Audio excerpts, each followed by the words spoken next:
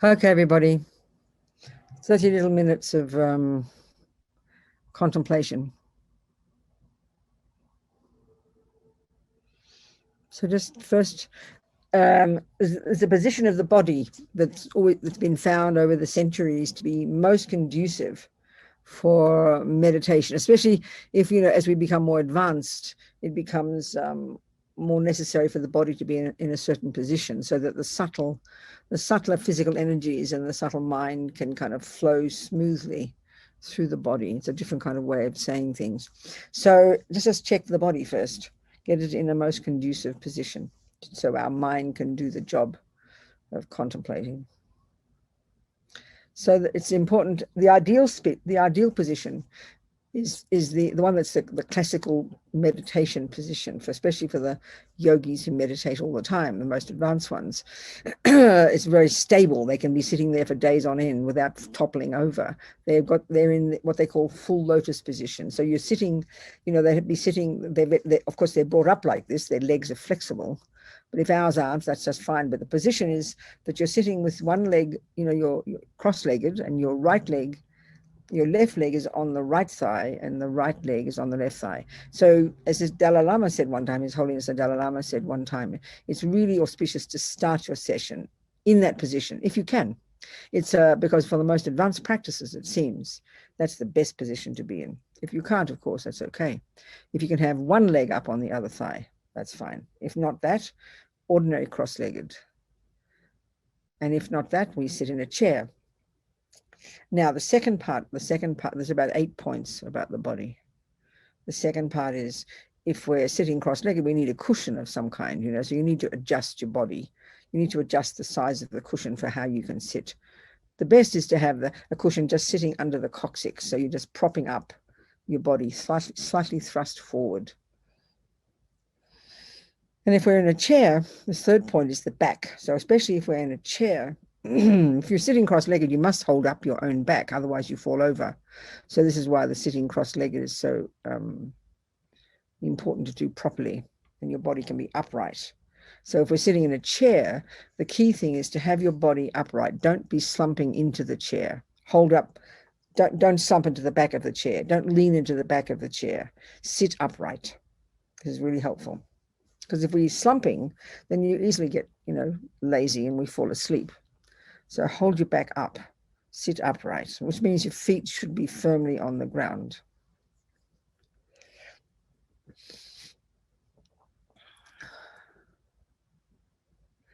And the fourth thing is your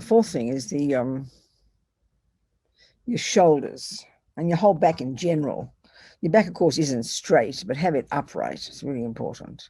And then your shoulders relaxed, square, not slumped, and upright, but relaxed. So I like to add here all our muscles. We tense our muscles. If we're sitting upright, then immediately we'll tense our abdomen. Well, don't. Sit upright and then relax your muscles. Let your muscles flop. So upright, but relaxed. And then your hands. This is a kind of classic position, this gesture or mudra, the meditation gesture. You'd have your left hand in your lap and your right hand on top, like this, forming a triangle. This is the ideal one. There's other positions too, but this is the one we're always taught first, like this, in your lap. Then your head, finally. Several things about the head.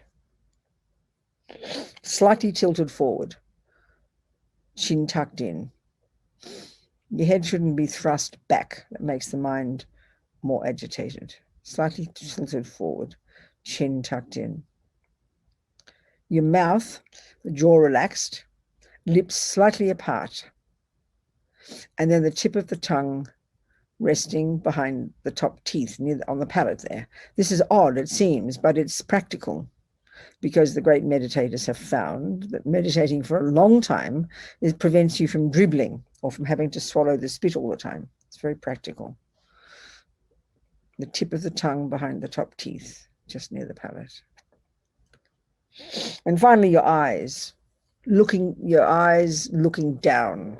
So of course, most of us can't have our eyes open. This is helpful if you're, again, meditating a lot. It keeps the light having the eyes open allows the light to come in, which helps your mind stay sharp.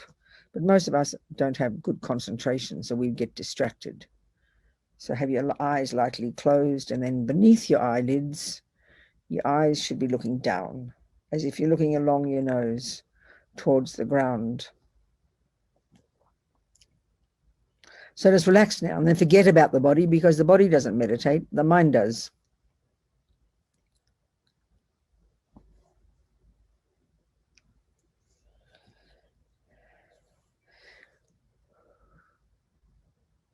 So I think, Matt, I didn't tell you, but if we have we'll do the blessing of the speech. It's a meditation I always like to do. We all use our speech a lot in our lives. And we often, that's where we that's where we have our troubles with our speech. We mightn't beat each other up too much with our body in our hands, but our speech is getting us into trouble. We're uncontrolled speech, you know. If you can have the blessing of the speech meditation. I will lead the whole meditation. I'll get it up shortly here. Yeah. Just have it in a second when we do the mantra. So, yeah, hang on a second.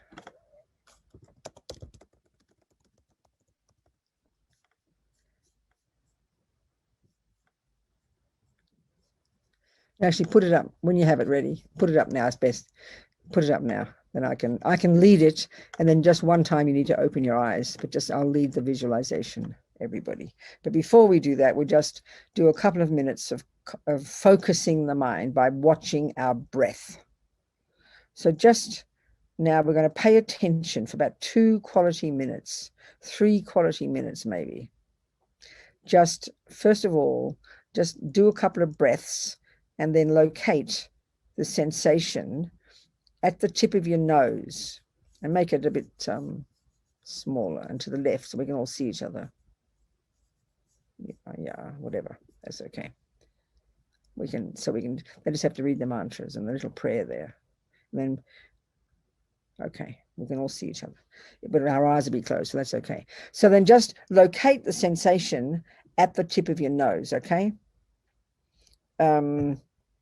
Just take a couple of breaths and then locate that sensation, first of all. That's what we're going to focus on for 3 quality minutes.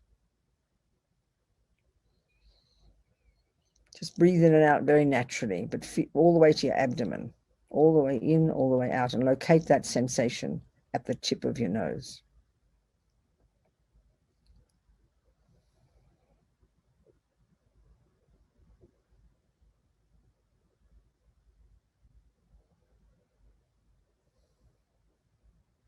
So it's, as you breathe in, it's slightly different from when you breathe out, you can see. But that general area, we're going to pay attention. So now just with determination, say to you, I'm going to pay attention to that sensation. That's the job.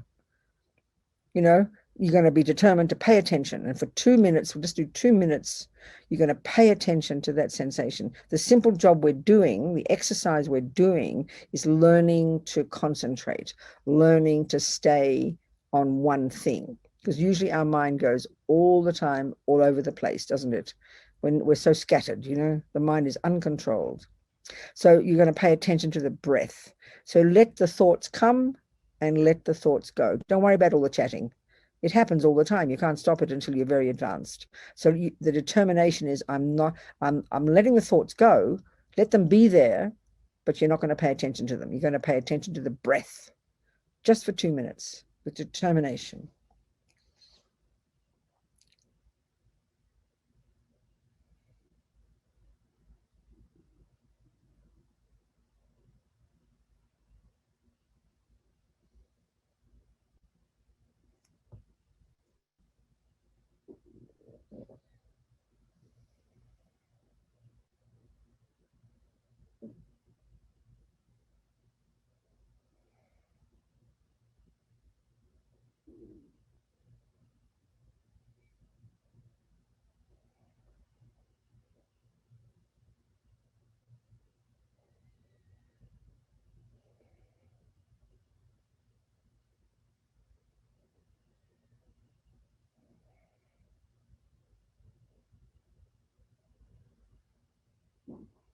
Just the breath.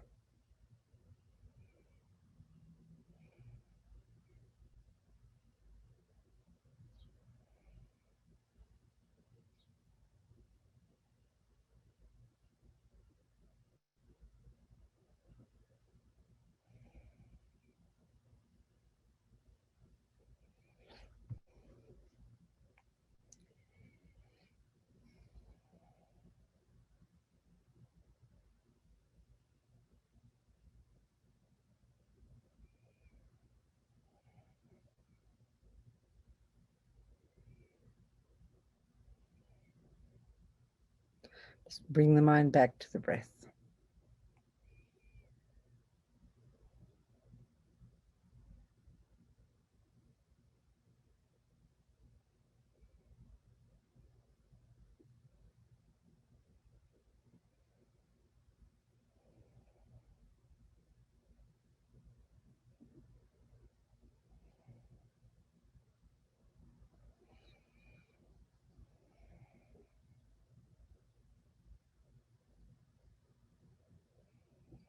And so now with this concentrated mind, let's just do this little visualization.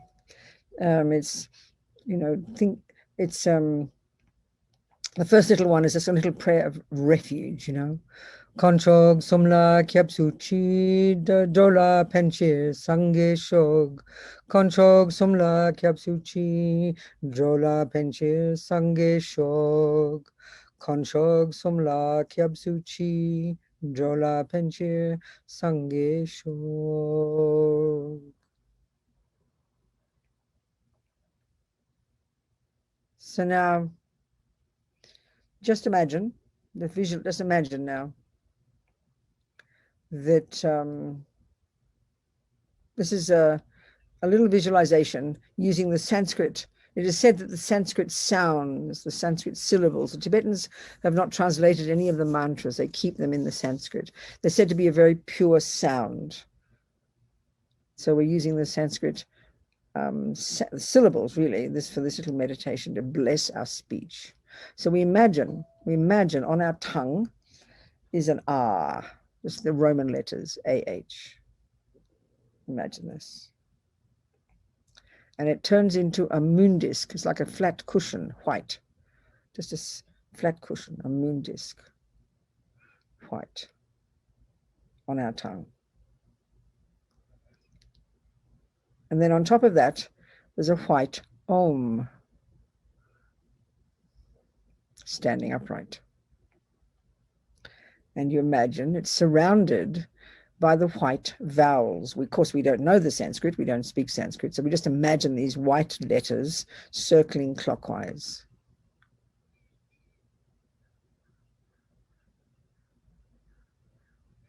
And then surrounding the white vowels are the red consonants, counterclockwise.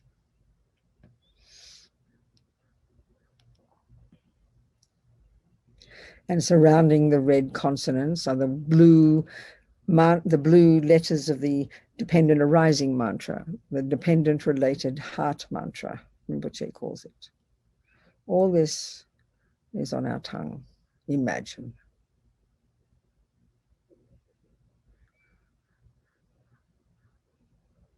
So imagine now light beams radiate out from all these syllables to all the directions of the universe, and it hooks the energy, the blessings of all the holy, the speech, the pure speech, the speech.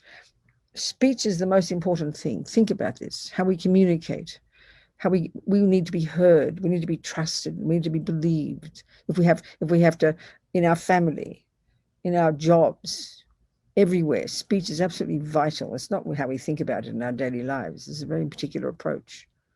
So we need to have the power. We need the power of speech. So why people don't believe us, why people don't want to listen to us, this is really distressing, isn't it? We need speech that's powerful, that people listen to and believe, so we can fulfill our needs in our lives, and especially benefit others. The main gift of the Buddha is this speech. So we're trying to cultivate this. So light goes down, it hooks the energy and the blessings of all the powerful speech of all the holy beings, even all just good people whose speech is beneficial. Hooks this energy and it comes back and into the syllables on our tongue, making them really radiant and powerful. And so now, go down. So now, as we recite the vowels, they're here, they're not complicated. As we recite them, we imagine white nectar flows down from these syllables on our tongue and fills our entire body. And you imagine this nectar completely filling us, purifies all the suffering and pain of our body and all the harm we've ever done since beginningless time to sentient beings with our bodies. Imagining this, wanting this, delighting in this nectar completely filling us as we recite the vowels 3 times. Om a I u ri ri li li e o ao ang svaha. Om a I u ri ri li li e o ao ang svaha. Om I u ri ri li li e o ao ang svaha. Completely full of this blissful white nectar, purifying our bodies, healing all the sickness, and purifying all the harm we've ever done, the karmic imprints left in our mind from all the harm we've ever done to sentient beings with our bodies. All the little creatures we've killed, the beings we've harmed, you know.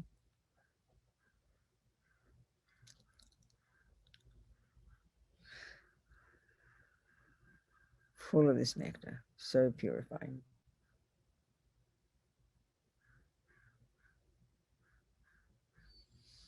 So now from the red consonants comes red nectar that completely fills our body, top to toe, and totally purifies this time, especially this is the one, you know, purifies all the nonsense of our speech. First of all, you know, the karmic results of our negative speech in the past would be, for example, people not believing our words because of past lying, people not trusting not interested in what we say, having no value. This is from just uncontrolled rabbiting on about nothing. Harsh speech, people don't like to listen to you. They think you're being aggressive, you know. Or the results of talking bad things about people behind their backs, which is our favorite one. This causes so much disharmony. This causes breaks in relationships, you know, being surrounded by a lot of disharmonious people where we live. All of this, purifying all of this. Imagine this, purifying all of this as the red nectar completely fills us. O ka ga nga cha cha cha ja nya ta ta ta da na ta ta ta da na pa pa ba ba ma yara lava sha sha sa hak sa svaha. Om ka ga nga cha cha cha ja nya ta ta ta da na ta ta ta da na pa pa ba ba ma yara lava sha sha sa hak sa svaha. Om ka ga nga cha cha cha ja nya ta ta ta da na ta ta da na pa pa ba ba ma yara lava sha sha sa hak sa svaha. Full of this red nectar, imagining all the karmic results of our negative speech and all our speech completely purified, such that anything we say now, people will respect, listen to, and it will benefit whoever hears it. The birds, the dogs, the cats, the humans. The power of speech, imagine.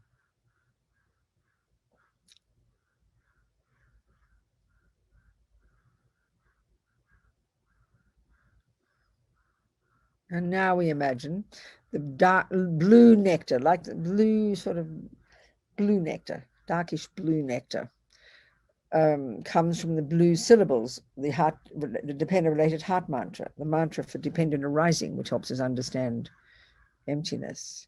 This blue nectar completely fills us, and this time, from these syllables, and it fills us completely, and this time it purifies our mind, instantly eradicating all the delusions, the fears, the ego grasping, the attachment, anger, all the low self-esteem, the depression, all this painful suffering of our minds, and that causes us suffering, these delusions, and then it causes us to harm others. All of this completely purified, full of this blissful blue nectar. Om ye dhamma hetu prabhava hetun teshan tatakato ye vedat teshan chayo nirodha evam vadi mahashramana ye svaha. Om ye dhamma hetu prabhava hetun teshan tatagato ye vedate shanchayo yiroda neva niroda evam vadi mahashramanaye svaha. Om ye dhamma hetu prabhava hetun teshan tatagato ye vedate shanchayo niroda evam vadi mahashramanaye svaha.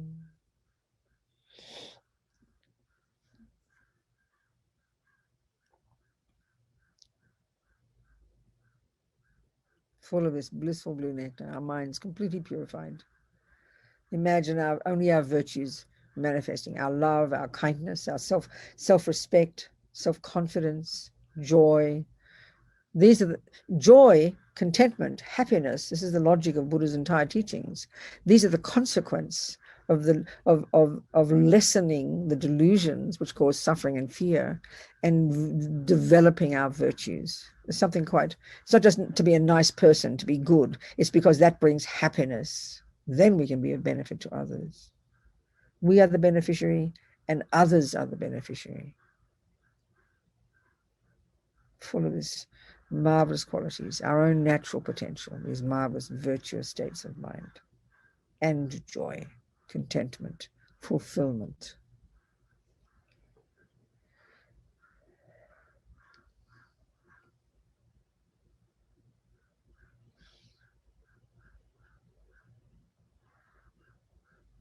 So now imagine all this blue nectar, all the blue syllables, all the blue syllables on our tongue, they dissolve into the red consonants.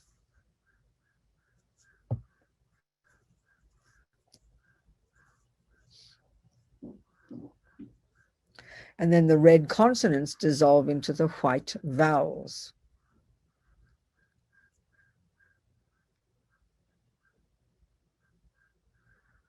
The white vowels dissolve into the Om.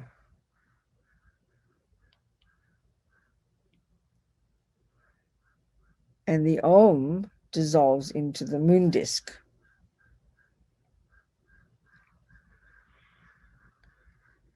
And then the moon disk turns into an R, A-H, imagining. And then that turns into pink-colored nectar and dissolves into our tongue. So imagine the tongue becomes kind of indestructible.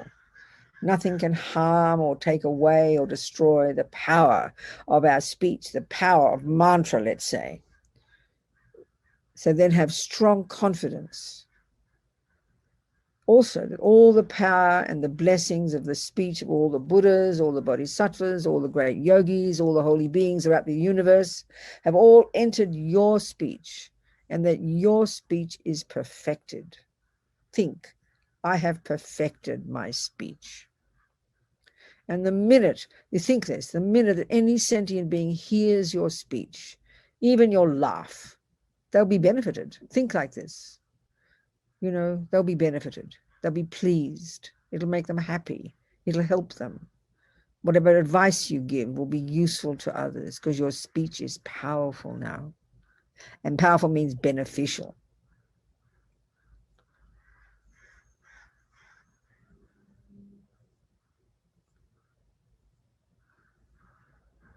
So now, as Lama Zopa says, think of this is now your speech becomes marvelous.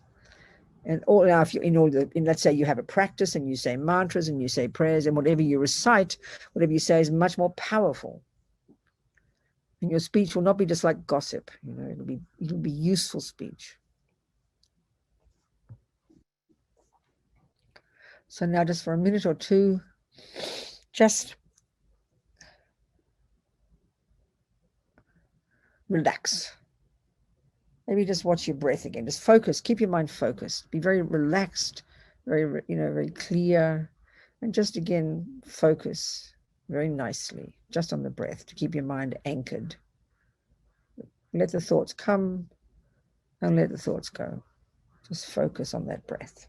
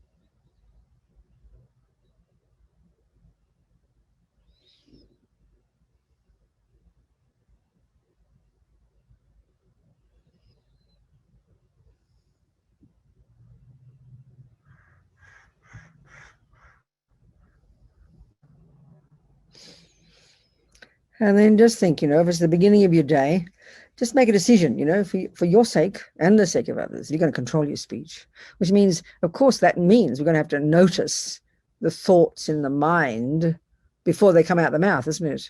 So we need to be conscious. But making this determination, just for today, make the determination. You're going to catch yourself. You're going to be conscious. And that whatever comes out of your mouth for the rest of the day is going to be useful, not harmful, not negative. Don't criticize the politicians. Don't badmouth your mum. Don't badmouth the next door neighbor. Even the casual things we say that are so common are always so often negative, criticizing. We think I can say what I like. Of course you can say what you like. But what we don't realize is the harm it does to us. This is something I think is really important to remember. Forget the harm you do to others. Because what is negative speech coming from? Negative thoughts. And they make us distressed. They make us unhappy. So thinking even just for our own sake, catch your mind and don't say those words. Just for one day. And you will see yourself the benefit to yourself.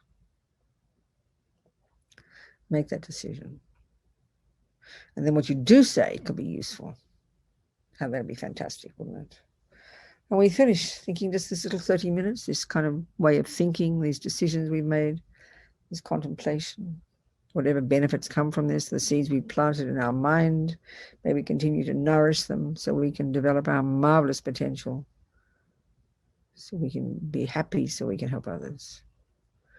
Changchob semchog rinpoche ma ke panam ke gyochig ke panyampa me payang gong ne gong du pabasho.